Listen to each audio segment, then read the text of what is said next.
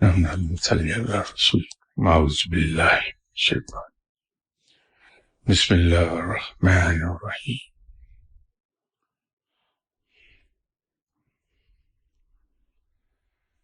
السلام علیکم خواتین و حضرات.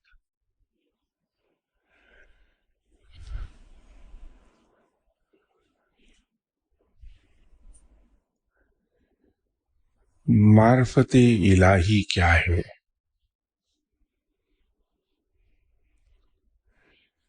اور یہ حاصل کیسے ہوتی ہے؟ یہ وہ سوال ہے جو ہم سب کے ذہن میں گردش کرتا رہتا ہے اور ہم سبھی اسی تجسس میں مبتلا رہتے ہیں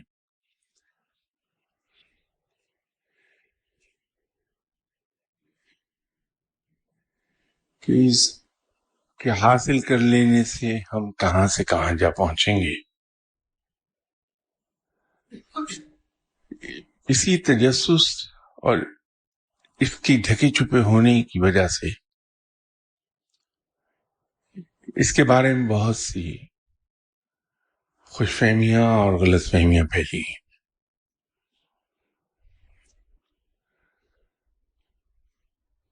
اور ہم میں سے ہر شخص نے معرفت الہی کے بارے میں اپنے اپنے تصورات ہم نے قائم کر رکھے ہیں اور ان میں بہت بڑی اکثریت ایسے تصورات کی ہے جو حقیقت سے دور ہیں.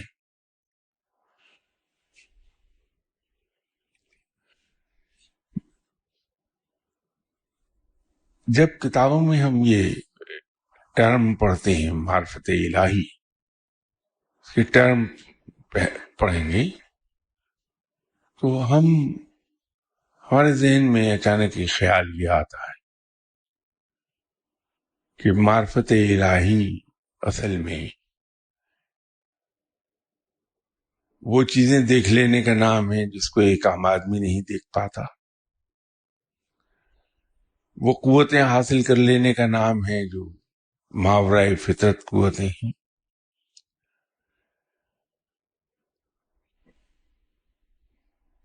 معرفت الہی نام ہے انسان کے مختلف چیزوں پر قدرت حاصل کر لینے کا.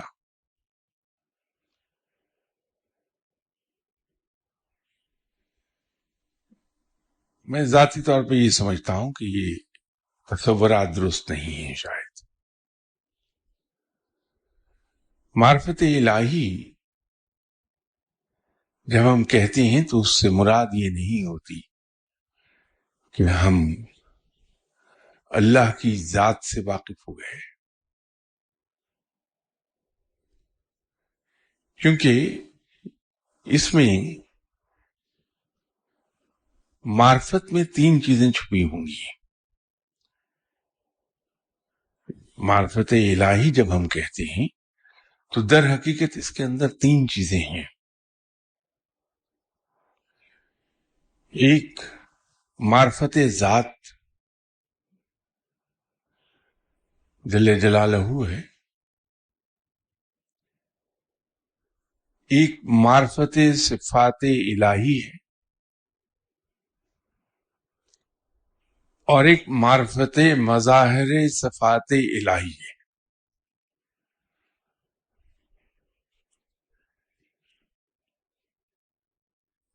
اسی طرح جو رب تعالیٰ نے کہا کہ تم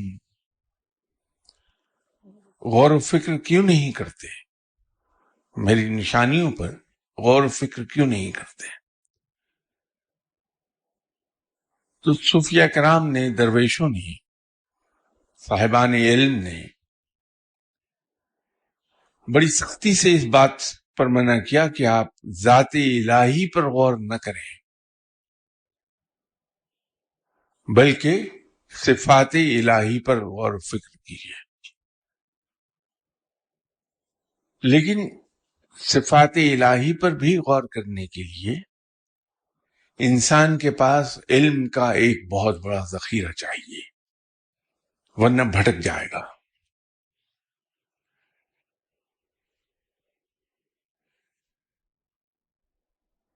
سب میں سیفسٹ اور آسان راستہ یہ ہے کہ انسان مظاہر صفات الہی پر غور کرے.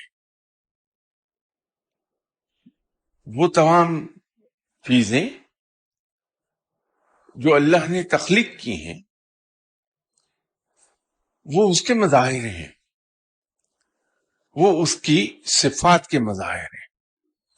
تو اگر ہم ان پر غور کریں گے تو ہم صفات الہی کی معرفت تک جا پہنچیں گے. وہ سیف ہے، کیونکہ ہم کبھی یہ نہیں کر سکتے کہ تعلیم کے شروع کرتے ہی ہم پی ایچ ڈی کی کتابوں پر کا مطالعہ شروع کر دیں. وہ ہمیں الفابیٹ کا جو قاعدہ ہے الف بے کا، سٹارٹ وہیں سے لینا ہے. تو جو مظاہر ہیں رب تعالیٰ کی صفات کے،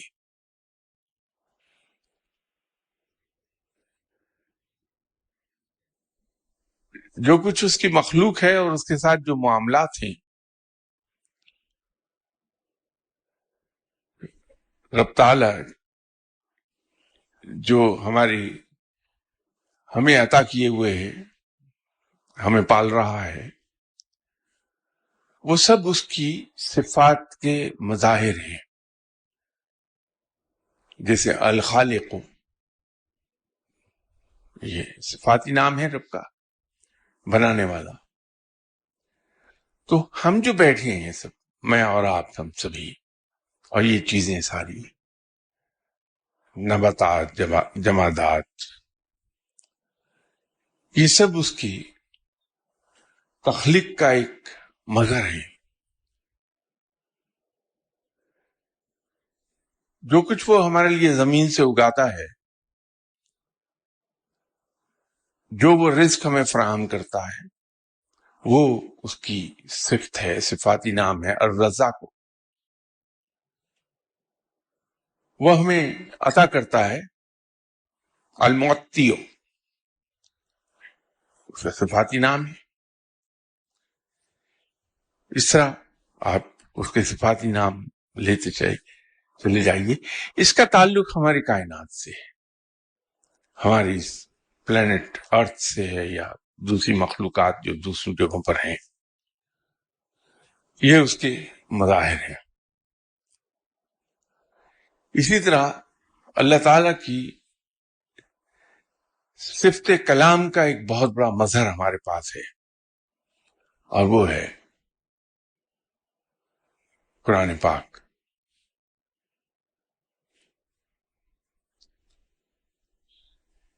یہ جو اس کی صفات کی بات میں عرض کر رہا ہوں، جو مظاہر ہیں اس کی صفات کے، اگر ہم اسے ایک جملے میں کہیں یا ایک لفظ میں اسے بیان کرنا چاہیں تو وہ اس کو ہم حقیقت تکوینی کہیں گے. تو ایک طرف حقیقت تکوینی ہے، وہ اس کا مظہر ہے، صفت تکوینی کہہ لیجیے اسے. قرآن پاک اس کی صفت کلام کا مظہر ہے. آپ صلی اللہ علیہ وسلم وہ حقیقت محمدیہ ہیں. یہ مقام دیکھیے کہاں ہے کہ رب کی صفات کے مظہر کو ہم صفت تکوینی کہہ رہے ہیں، اور آپ صلی اللہ علیہ وسلم کی ذات مبارکہ حقیقت محمدیہ ہے. سب سے بڑا مظہر ہے اللہ کی صفات کا. ہمیں غور اس پر کرنا چاہیے، کلام پاک پر اور آپ صلی اللہ علیہ وسلم کی حیات طیبہ پر. تو جب ہم آپ صلی اللہ علیہ وسلم کی حیات طیبہ پر غور و فکر شروع کرتے ہیں تو رفتہ رفتہ پھر ہم پر حقیقتیں واضح ہونے لگتی ہیں اور ہم معرفت مظاہر صفات الہی تک چلے جاتے ہیں. اور جب ہم وہاں معرفت مظاہر الہی حاصل کر لیتے ہیں تو پھر ہم معرفت صفات الہی تک پہنچ جائیں گے جو الٹیمیٹ ہے. ایک صاحب گزرے ہیں بہت ہی بلند پایا صوفی، بہت بلند پایا ولی اللہ، بہت ہی بلند پایا علم فقہ کے ماہر، عبدالعزیز دباغ، بہت بلند شخصیت گزری ہے. انہوں نے مختلف حکایات میں چیزوں کو بیان کیا ہے. تو جناب حضرت عبدالعزیز دباغ رحمت اللہ علیہ صاحب نے ایک حقائق بیان یہ فرمائی کہ ان کا ایک مرید تھا جو ان کے پڑوس میں رہتا تھا.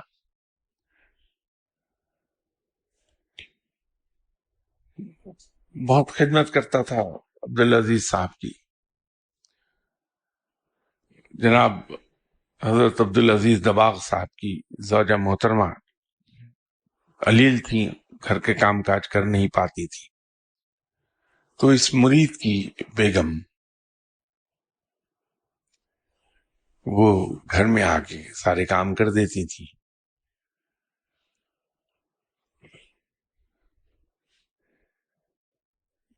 عبدالعزیز دباغ صاحب کو بھی اس مرید سے بہت پیار تھا.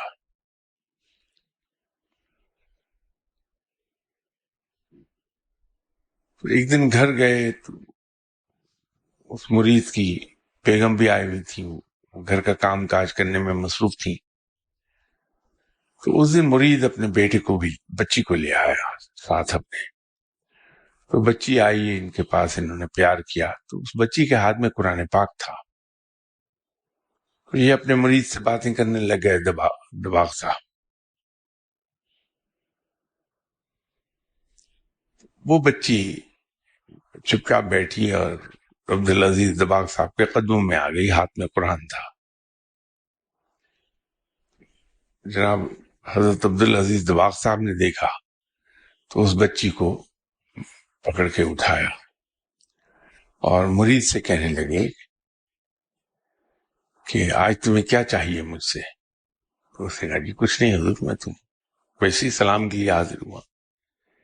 کہنے لگی نہیں، تمہیں آج کچھ چاہیے ہے مجھ سے، کچھ مانگنا چاہ رہے ہو جو اتنا بڑا واسطہ اپنے ساتھ لے آئے ہو کہ قرآن پاک تمہاری بچی کے ہاتھ میں ہے، تم بطور واسطہ لے کر آئے ہو میرے پاس. تو مرید نے موقع غنیمت جانا اور کہا کہ حضور مجھے اپنا سر عطا فرما دے. تو جناب حضرت عبدالعزیز دباغ صاحب نے اس کو سمجھایا کہ اتنی بڑی چیز نہ مانگو، اس کے تم اہل نہیں ہو. اگر تمہیں یہ مل گیا تو تم جان سے جاؤ گے. تو اس نے اصرار کیا کہ نہیں حضور، چونکہ باپ نے پوچھ لیا ہے اور قرآن پاک کا واسطہ بھی ہے تو آپ مہربانی فرمائیے مجھے اپنا سر عطا فرما دیجیے. جناب حضرت عبدالعزیز دباغ صاحب کا فرمانا یہ ہے کہ میں نے اس کی اس فرمائش کو پورا کر دیا اور اپنا سر اسے عطا کر دیا. اور پھر وہی ہوا جس کا ڈر تھا کہ جو ہی میں نے اسے اپنا سر عطا کیا اسے آنا چھوڑ دیا میرے یہاں. اور چند دن کے بعد جناب حضرت عبدالعزیز دباغ صاحب کو لوگوں نے بتایا کہ جی وہ آپ کے جو اتنے قریبی مرید تھے وہ آپ کو برا بھلا کہتے پھر رہے ہیں ادھر ادھر. عبدالعزیز دباغ صاحب انہوں نے طرح دے دی کہ ٹھیک ہے کوئی بات نہیں.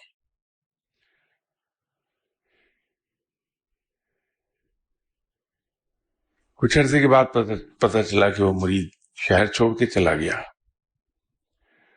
اور اس کے بعد کسی اور شہر میں جا کے رہنے لگا. تو چونکہ مرشد کا علم عطا ہوا تھا اسے جس کے لائق وہ تھا نہیں، نتیجہ یہ ہوا کہ وہ بھٹکنے لگا.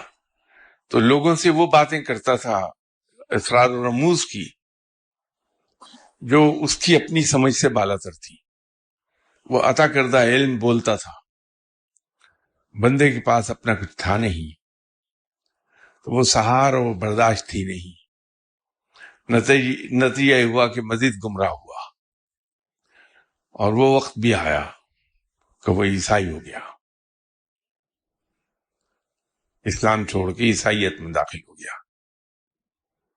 اور وہاں بھی اس کے وہ گفتگو جاری رہی جو لوگوں کی سمجھ سے بالاتر تھی. نتیجہ یہ ہوا کہ اسے قتل کر دیا گیا. تو عبدالعزیز دباغ صاحب کا فرمانا یہ ہے، یہ حقائق بیان کرنے کے بعد، کہ جب کوئی مرید یہ غلطی کرتا ہے کہ اپنے مرشد کا سر مانگتا ہے اور اسے کچھ حاصل ہوتا نہیں، نتیجہ یہ وہ ہوتا ہے کہ اس علم کو وہ برداشت نہیں کر پاتا، اور وہ ایسی لایانی باتیں کرنے لگتا ہے لوگوں کے سامنے، اور ایسی پراسرار باتیں کرنے لگتا ہے اس عطا کے نتیجے میں کہ جو عام لوگوں کی فہم و ادراک سے کہیں بلند ہوتی ہیں. نتیجہ یہ ہوتا ہے کہ لوگ اس کو گمراہ سمجھ کے قتل کر دیتے ہیں. تو مرشد کا سر مانگنے سے پہلے یہ ضروری ہے کہ مرشد کی ذات اس سے مانگ لی جائے.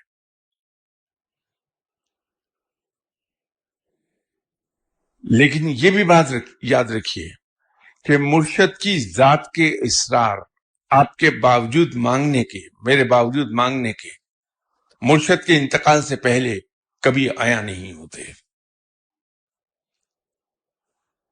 کبھی اس کی ذات کے اسرار اس کی موت سے پہلے کھلتے نہیں. وہ مرشد کی ذات کے اسرار اس کی موت کے بعد کھلیں گے آپ پر، اور وہی انسان کے علم کا عروج شروع ہوتا ہے. یہیں اسی محفل میں کئی سال پہلے میں نے ایک بات عرض کی تھی کہ میں اپنے مرشد صاحب کی خدمت میں حاضر تھا، وہاں بیٹھا ہوا تھا. تو مرشد صاحب نے جو علم مجھے عطا فرمایا اس کے بارے میں کچھ بیان فرمایا. تو میں نے ہنستے ہوئے کہا کہ حضور اب تو یہ علم پھر 2 آدمیوں کے پاس ہو گیا. تو فرمانے لگے کیسے؟ تو میں نے کہا جی ایک آپ اور ایک میں. مسکرائے، کہنے لگے یہ بھی تمہاری غلط فہمی ہے. تم اپنے عروج کو اس وقت پہنچو گے جب مجھے دفن کرنے کے بعد 72 قدم چل کے پیچھے آؤ گے اور دعا پڑھو گے. اس وقت تم علم کے عروج کو پہنچو گے.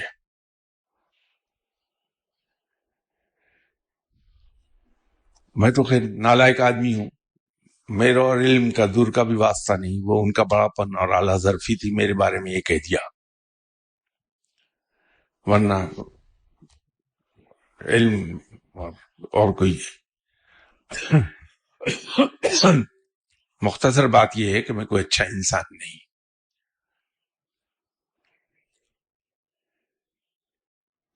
وہ بات جو مرشد صاحب نے فرمائی تھی وہ اصل میں یہ راز ہے جو آج آپ کے سامنے بیان کرنا، کہ مرشد کی ذات کے اسرار حاصل کریں. ہم مرشد سے اگر کبھی کچھ مانگیں تو اس کی ذات کے اسرار مانگیں.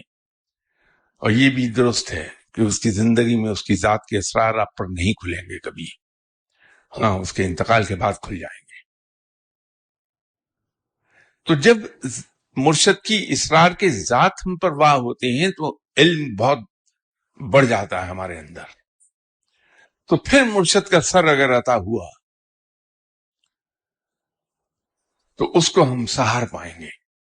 معلوم نہیں یہ لفظ ہم پنجابی میں یوز کرتے ہیں، میں اردو میں اسے یوز کر رہا ہوں، اس کو سمجھ پا رہے ہیں کہ نہیں ہے کہ سہار پاتے ہیں اسے، وہ برداشت ہو جائے گا اس وقت ہم سے، اور ہم پھر لوگوں کی موجودگی میں، عام آدمی ان کی موجودگی میں ہم ایسی باتیں نہیں کریں گے جو ان کی فہم و ادراک سے بالاتر ہوں، اور اس کے نتیجے میں لوگ ہمیں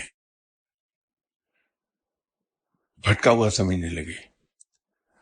صوفیہ کرام کے بارے میں ایک بات اور یاد رکھیے کہ صرف ان کے علم کی زیادتی کی وجہ سے 2/3 لوگ ان کے مخالف ہوتے ہیں، 1/3 ان کی فیور میں ہوں گے، یہ یاد رکھیے گا۔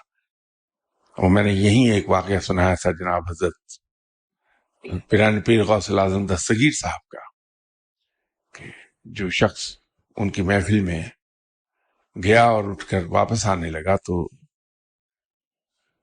جناب حضرت پیران پیر صاحب نے اس سے کہا کہ بھائی آپ کو مجھ سے کوئی کام ہے؟ میں نے کہا نہیں کوئی کام نہیں ہے۔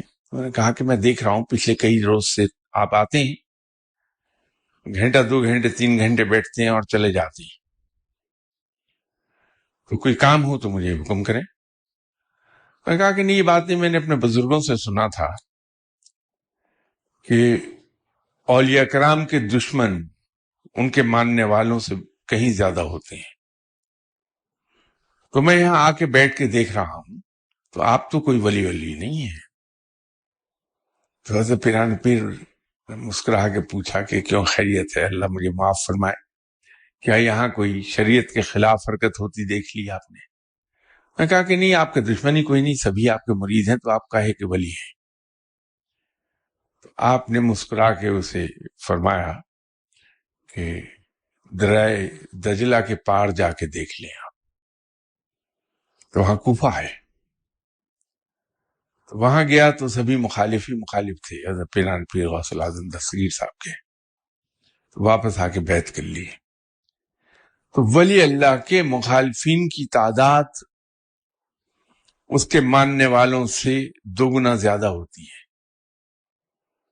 یہ یاد رکھیے گا۔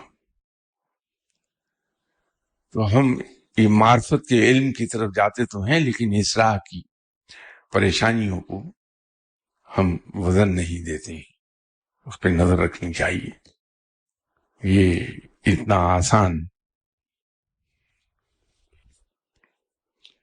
کام نہیں ہے۔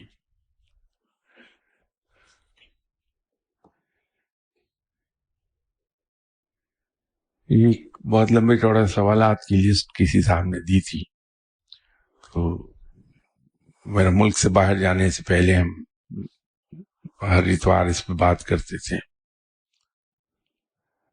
تو ان کا ایک سوال یہ ہے کہ کہا جاتا ہے کہ راہ سلوک کے مسافر انڈا، گوشت اور میٹھا کھانے سے پرہیز کرتے ہیں کیونکہ یہ چیزیں روح کو بھاری کرتی ہیں، جن سے روحانی ترقی سست ہو جاتی ہے۔ ہیں تو یہ سب حلال چیزیں، پھر ایسا کیوں؟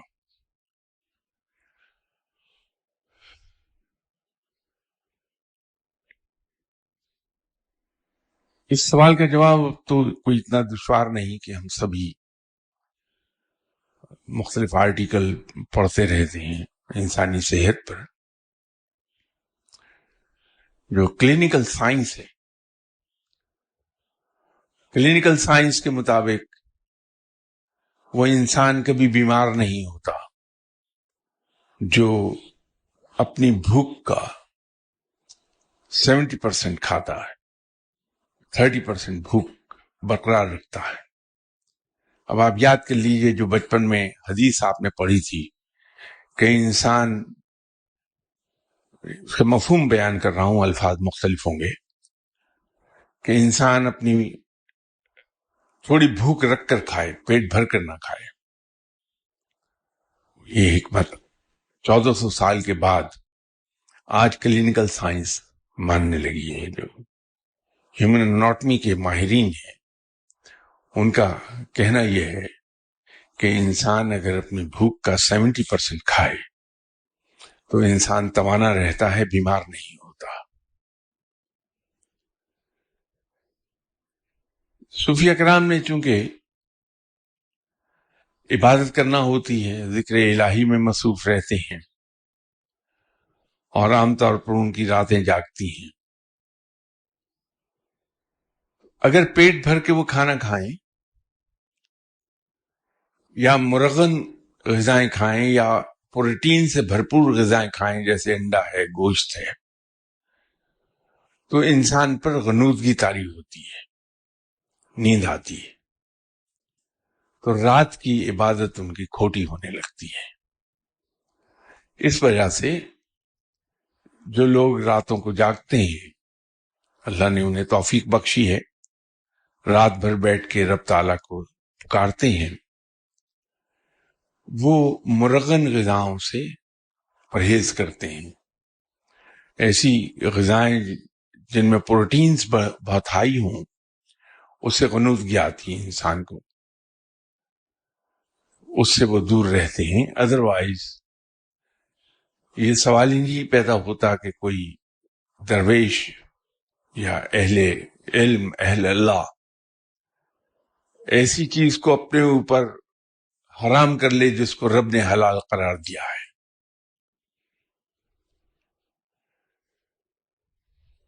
میں اپنے مرشد صاحب کے یہاں روزانہ شام کو حاضری دیتا تھا، جا کے بیٹھتا تھا، تو دوستوں سے دور ہوتا گیا. تو ایک بہت میرے قریبی دوست تھے، مغربی تعلیم کا ان پر غلبہ ہے، تو ایسی چیزوں کو وہ بالکل نہیں مانتے، بلکہ ان کو مجھ سے ایک شکایت ہے بڑی شدید کہ میں نے ان کا زندگی بھر کا ایک ریکارڈ توڑوا دیا کہ ایک رمضان میں 27ویں کا ان سے روزہ رکھوا لیا تھا، تو آج تک مجھے معاف نہیں کر رہے کہ تم نے میری ریکارڈ کو خراب کیا. میری زندگی میں ایک روزہ آ گیا جو رکھا تھا میں نے. تو وہ مجھے ایک بار ملے تو کہنے لگے کہ کدھر قائم ہے؟ تو میں نے کہا کہ ایسی کچھ نہیں، بس. کہنے لگے شاہ جی آپ کی کچھ مصروفیات اور سرگرمیاں کچھ مشکوک دکھائی دیتی ہیں مجھے، تو آپ ہوتے کہاں ہیں روزانہ؟ تو میں نے تنگ آ کے ان کے اصرار سے ان کی خدمت میں عرض کیا کہ اس طرح ایک فقیر آدمی ہے، میں ان کے پاس جا کے بیٹھ دوں، میں بھی جاؤں گا. میں نے کہا کہ کرنل وہ آپ کے مطلب کے آدمی نہیں ہے. کہنے لگے پھر بھی میں دیکھوں گا ضرور آپ کدھر جا کے بیٹھتے ہیں. میں نے کہا چلے آؤ آؤ. تو گئے تو مرشد صاحب نے دیکھا کہ میرے بہت ہی عزیز اور قریبی دوست ہیں. انہوں نے فوراً کرنل صاحب کے لیے کھانا بنایا. تو جس انداز میں وہ کھانا پکایا مرشد صاحب نے، تو میں دیکھ رہا تھا کہ کرنل صاحب راستہ ڈھونڈ رہے ہیں کہ اٹھ کے بھاگوں کہاں یہ کھانا کھانے کے بجائے. وہ ان کے سامنے ہیٹر پر دیگچی رکھی ہوئی تھی، تو دیسی گھی جتنا ہاتھ میں آیا وہ انہوں نے کیتلی میں ڈال دیا. پھر مرچیں پیکٹ تھا اور پکڑا اور یہ لو. تو مرچیں وہاں پڑتی ہوئی دیکھی کرنل نے تو کرنل کے پسینے چھوٹ گئے. اس کے بعد انہوں نے اس میں گوشت ڈال دیا، ڈال کے اور دوسرے مسالے ڈالے اور ڈھکنا دے کے 2-4 بار چمچ ہلایا. 15 منٹ کے بعد اس کو پکڑا اور ایک بڑی پلیٹ میں ڈال دیا. کہنے لگے لو میاں کھاؤ. اب کرنل صاحب ان کا حال برا ہوا کہ یہ کھاؤں. بڑی چھوٹا سا نوالا لے کے یوں لے کے منہ میں ڈالا، تو میں ان کو کارنر آف مائی آئی سے دیکھ رہا تھا. وہ مرچوں کا وہاں نام نشان نہیں تھا. کرنل صاحب نے بڑا نوالا لیا جو نارمل تھا، وہ کھایا، بڑے مزے سے کھانا پورا کھایا. تو ایک اور صاحب بھی ہمارے ساتھ تھے، تو انہوں نے کہیں مرشد صاحب سے یہ سوال پوچھ لیا جو یہ لکھا ہوا ہے. انہوں نے کہا کہ حضور عام طور پہ دیکھا یہ گیا ہے کہ فقیر لوگ خود مرچوں سے روٹی کھاتے ہیں. میں تو ان کی بات کو یہ سمجھا کہ انہوں نے علمی سوال کیا ہے، لیکن مرشد صاحب بڑی تیزی سے بھانپا اس سوال کو. انہوں نے کہا کہ میاں کھاتے ہوں گے. لیکن میرا رب اگر مجھے نعمتیں عطا فرماتا ہے تو میں اس سے انکار کر کے نہ شکر گزار بندہ کیوں کہلاؤں، کفران نعمت کیوں کروں؟ جب یہ جواب دیا تو اس وقت مجھے خیال ہوا کہ انہوں نے تو سوال تنزیہ کیا تھا۔ بات یہ ہے کہ فقیر اپنے اوپر ان نعمتوں کو کبھی حرام نہیں کرتا جو اللہ نے حلال کی ہیں، قرار دی ہیں، اور فقیر کو اگر اللہ اچھا کھانا کھلاتا ہے، اچھا پہناتا ہے، اچھی زندگی عطا کرتا ہے تو وہ اس کا شکر ادا کرتا ہے، اس کفران نعمت نہیں کرتا۔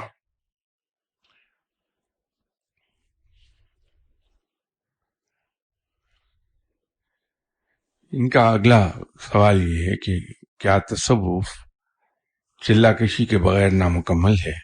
آپ صلی اللہ علیہ وسلم کی حیات مبارکہ میں تو چلہ کشی کی کوئی مثال نہیں ملتی۔ یہ کہنا شاید درست نہ ہو۔ اعلان نبوت سے پہلے آپ صلی اللہ علیہ وسلم غار ہرا میں تشریف لے جایا کرتے تھے، ہفتہ ہفتہ، 10 دن، 15 دن، اور وہاں یاد الہی میں مصروف رہتے تھے۔ چلہ کشی ہے کیا؟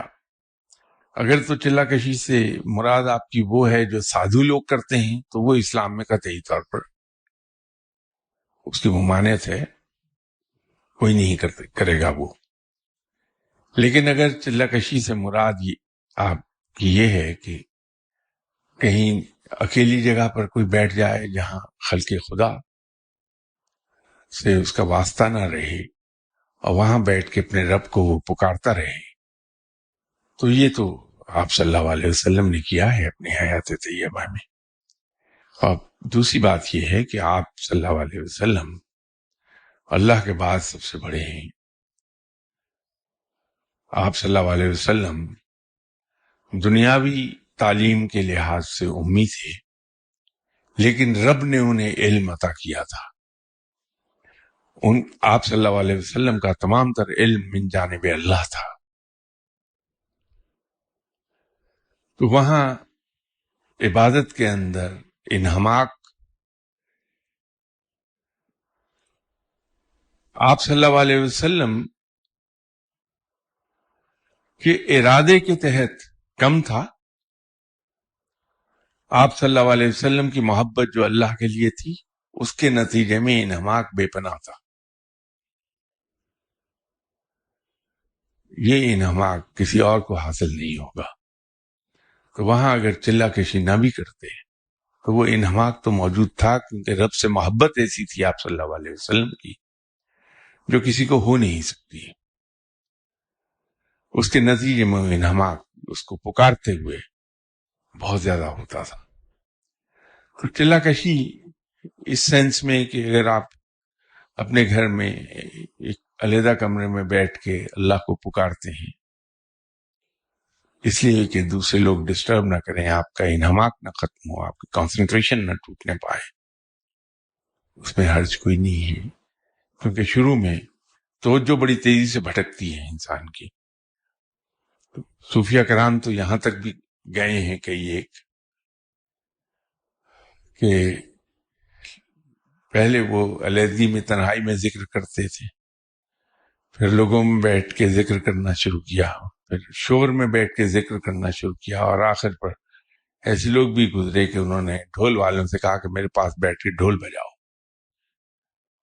کہ دیکھیں میری توجہ تو نہیں بڑھتی ہے۔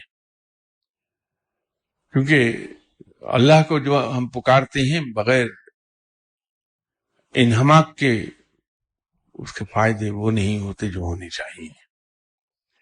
تو اس انہماک کو حاصل کرنے کے لیے تنہائی اختیار کی جاتی ہے۔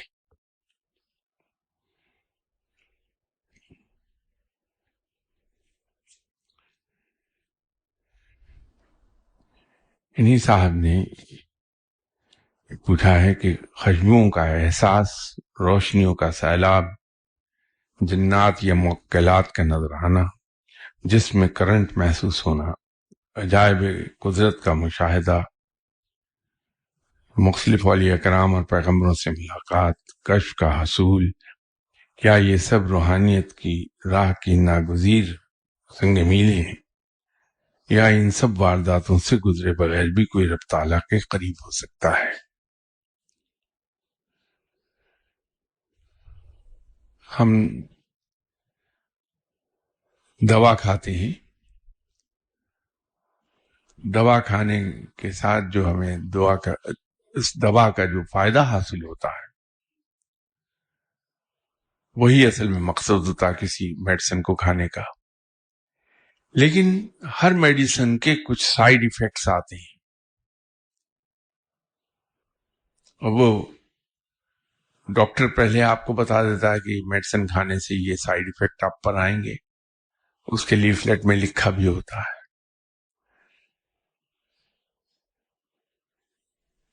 تصوف کا، روحانیت کا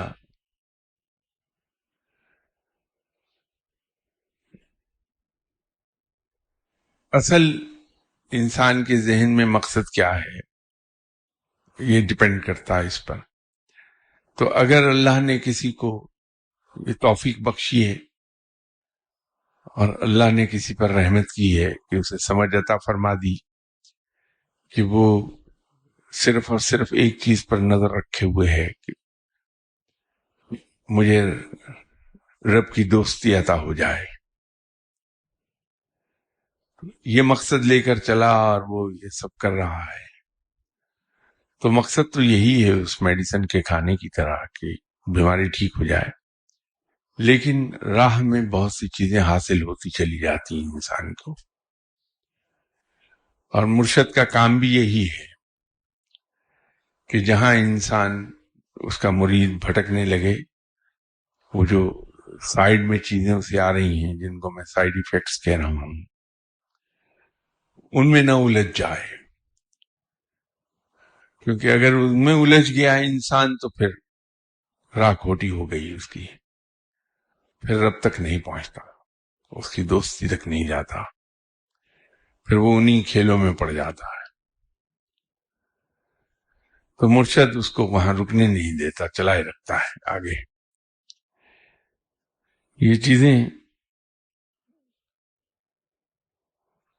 ان کو میں مداری کی شعبدہ بازی کے نام سے پکارتا ہوں. اس سے مراد یہ نہیں کہ انہیں میں کنڈیم کرتا ہوں، بلکہ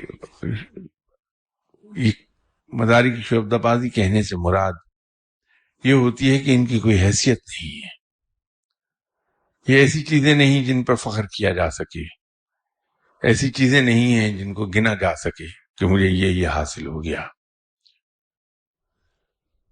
ہر ایک کو حاصل ہو جاتی ہے. اصل بات تو یہ ہے کہ انسان رب کے کتنا قریب گیا. اصل بات تو یہ ہے کہ دربار نبی صلی اللہ علیہ وسلم میں حاضری کی اجازت ہوئی یا نہیں ہوئی. مقامات تو وہ ہیں، یہ تو معمولی بات ہے. کشف و کرامات، خوشبوؤں کا آنا، جسم میں کرنٹ دوڑنا، ملاقاتیں، اتنی بڑی بات نہیں ہے.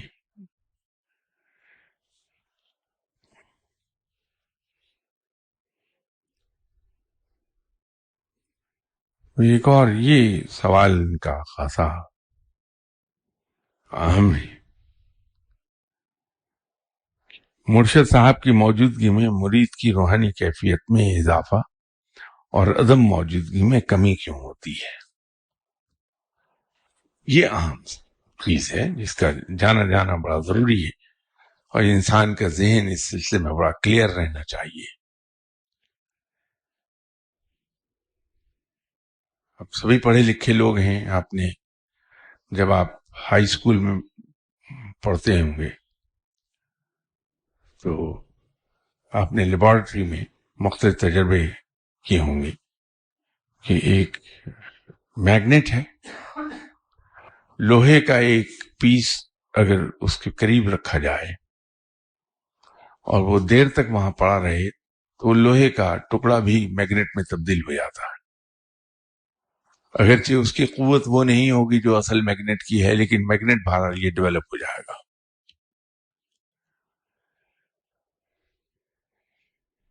اگر میگنیٹ ہے اور چھوٹے میگنیٹ کو اس کے قریب رکھیں اور اپوزٹ پولز ان کے ایک دوسرے کے سامنے رکھیں، تو آپ دیکھیں گے کہ فاصلے پر ہونے کے باوجود اس چھوٹے میگنیٹ کی قوت بے تحاشا بڑھ گئی ہے۔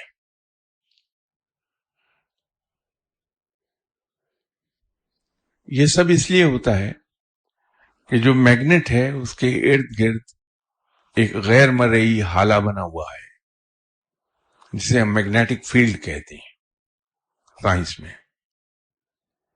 جو چیز بھی اس میگنیٹک فیلڈ میں آ جائے یا اس کے قریب ہو جائے، اس پر وہ میگنیٹک ویوز جو ہیں وہ اثر انداز ہونے لگتی ہیں۔ اسی طرح جو فقیر اللہ کی عبادت میں مصروف رہتا ہے، اللہ کو پکارتا رہتا ہے، اس کا ایک میگنیٹک فیلڈ بنتا ہے۔ 32 kVA کی لائن جو اوپر اوور ہیڈ چل رہی ہے، زمین سے کافی بلند ہوتی ہے، اس کے باوجود ہر پول پر آپ کو ایک وارننگ سائن ملے گا کہ تار سے دور رہیے۔ تو اگر اس تار کے 4 فٹ کے دائرے میں، تار کے ارد گرد 4 فٹ کے دائرے میں بھی کوئی آ گیا تو اسے الیکٹرک شاک اتنا شدید لگتا ہے کہ مر جاتا ہے۔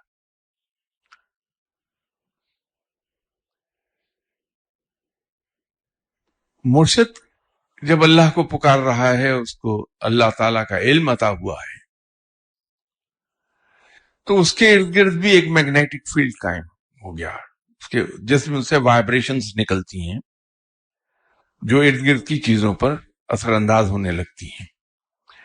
تو جب آپ اپنے مرشد کے قریب بیٹھے ہوتے ہیں تو اس مرشد کے میگنیٹک فیلڈ کے اثرات انسان پر مرتب ہو رہے ہوتے ہیں۔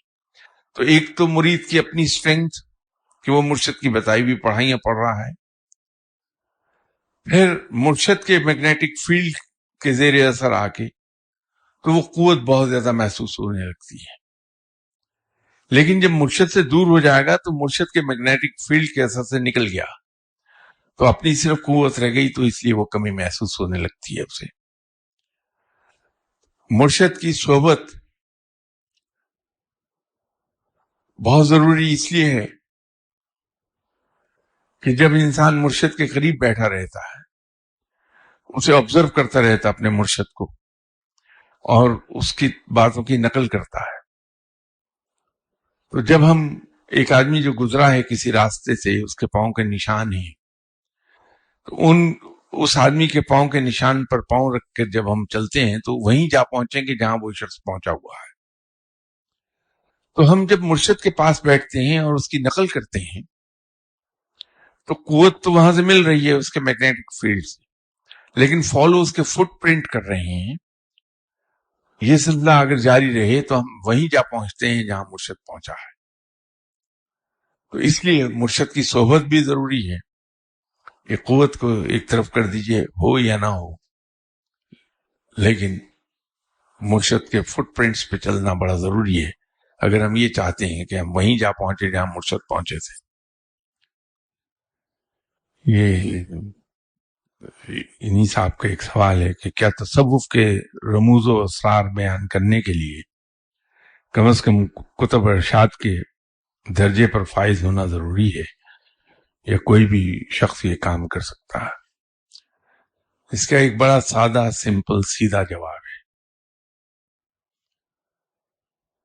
کہ اگر کوئی بھی شخص نہ کر سکتا ہوتا تو میں کیسے یہ باتیں کر رہا ہوتا آپ کے سامنے؟ بھائی کتب ارشاد کا تو مجھے یہی نہیں پتا کتب ارشاد ہوتا کیا ہے۔ بڑا آسان سا کام ہے، آپ لوگوں کے پاس بیٹھ کے ان کی باتیں سنائیے، آ کے ایسی لیکچر کی محفل جمائیں، اس میں بیان کر دیں۔ آپ کتابیں پڑھائیے، ایسی لیکچر کی محفل بپا کر لیں اور اس میں وہ بیان کرنا شروع کر دیں۔ سبھی لوگ متاثر ہو جائیں گے. ایک پریکٹیکل نمونہ تو آپ کے سامنے ہے کہ مجھ جیسے گناہگار شخص بھی بولتا رہتا ہے یہاں بیٹھ کے. تو یہ تو سوال سمپل جواب ہے. تو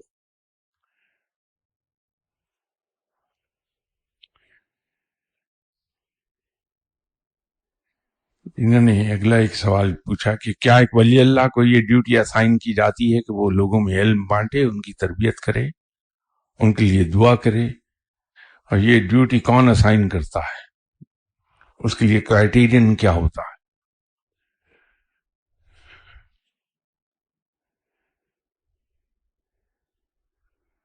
جن صاحب نے بھی سوال لکھا میں ان کو براہ راست مخاطب کر رہا ہوں کہ حضور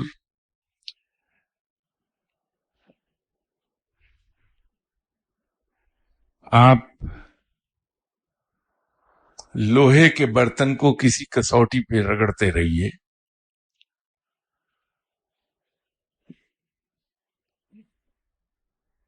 کبھی آپ کو پتہ نہیں چلے گا یہ سونے کا بنا ہے، پلاٹینم کا بنا ہے، یا وائٹ گولڈ کا بنا ہے، وہ لوہا ہی رہتا ہے. تو یہ جو آپ گھوم پھر کے ایسے سوال کرتے ہیں کہ جن سے کسی طرح یہ پتہ لگ جائے کہ شاہ صاحب کیا ہیں، بھائی میں تو ہمیشہ ایک عرض کرتا رہتا ہوں کہ ابھی بھی عرض کیا کہ میں تو گناہگار شخص ہوں، ایک بہت معمولی اور دنیا دار شخص. اولیاء اکرام کی اگر آپ بات سننا چاہتے ہیں تو بھائی یہ ہر ایک پر فرض ہے کہ جو علم اللہ نے اسے عطا کیا ہے اسے وہ لوگوں میں بانٹے، وہ علم لوگوں تک پہنچا دے، کہ تبلیغ یہی ہے. دین کی باتیں دوسروں تک پہنچانا ہر مسلمان پر فرض ہے، اور یہ ہمارے دین کا حصہ ہے. ہر مسلمان دین کی تبلیغ کرے، دوسروں پر یہ پیغام حق پہنچائے. اللہ نے اگر کسی کو علم عطا کیا تو اس پر فرض ہو جاتا ہے. جہاں تک دعا کی بات ہے تو دعا تو نان مسلم بھی کرتے ہیں، اس میں کیا ہے؟ وہ تو رب ہے اور اس کی شان ربوبیت یہ ہے کہ وہ ہر ایک کی دعائیں سنتا ہے.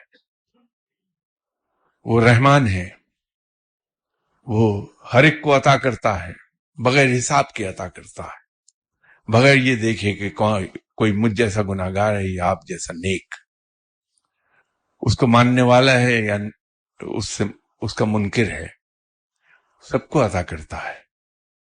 یہ اس کی شان رحمانیت ہے،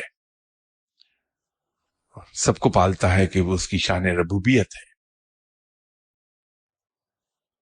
دعائیں بھی وہ سب کی سنتا ہے بغیر یہ دیکھے کہ دعا مانگنے والا کون ہے. دعا مانگنے والا ہونا چاہیے.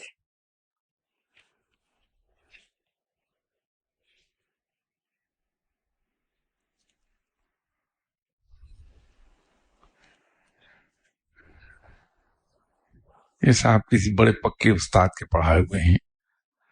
پھر ایسے ہی ٹیڑھا سوال ہے کہ اولیاء اللہ کو اپنی ڈیوٹی بہترین طریقے سے پرفارم کرنے کے لیے کیا کوئی میتھڈ یا چینلز بھی بتائے جاتے ہیں، یا اس کا فیصلہ انہیں خود کرنا ہوتا ہے؟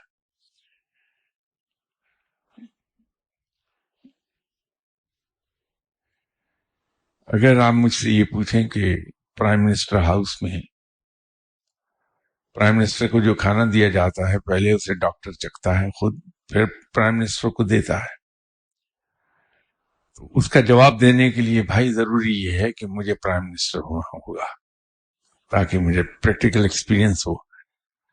تو یہ اولیاء کرام کو ڈیوٹی پرفارم کرنے کے لیے میتھڈ یا چینلز کہاں سے دیے جاتے ہیں، اس کے لیے ولی اللہ ہونا بڑا ضروری ہے. مجھے کیا معلوم اس کا،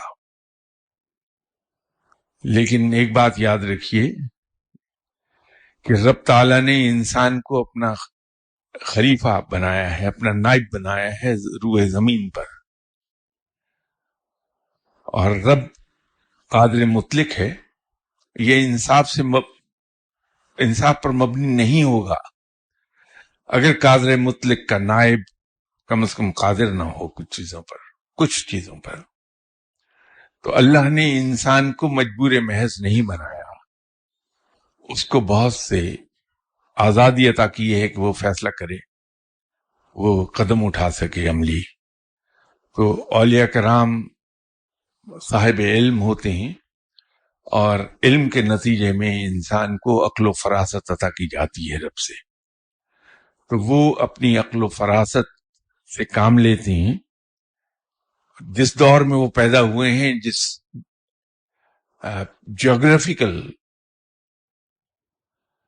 اسٹیٹا میں انہوں نے جنم لیا ہے، جہاں ان کی ڈیوٹی ہے، جہاں ان کو ولایت عطا ہوئی ہے، اس علاقے کے رسم و رواج، وہاں کی تعلیم، وہاں کے ذہنی معیار، ان سب چیزوں کو سامنے رکھ کے وہ فیصلہ کر لیتے ہیں کہ مجھے کس راہ سے یہ تبلیغ کرنا ہوگی. اللہ نے جو مجھے علم عطا فرمایا ہے دوسروں تک کس طرح سے میں نے پاس آن کرنا ہے، وہ اپنی عقل و فہم سے کام لے لیتے ہیں. اور ان کی گفتگو ہمیشہ اللہ کے اور اس کے رسول صلی اللہ علیہ وسلم کے حکم کے مطابق اپنے مخاطب کی ذہنی سطح کے مطابق ہوتی ہے. وہ گفتگو اس انداز میں کرتے ہیں کہ یہی سنت رسول صلی اللہ علیہ وسلم ہے کہ اپنے مخاطب کی ذہنی سطح کے مطابق گفتگو کی جائے تاکہ وہ ان کی سمجھ میں آ جائے. ورنہ جیسے میں نے ابھی جناب حضرت عبدالعزیز دباغ صاحب کی ایک حکایت آپ کو سنائی تھی،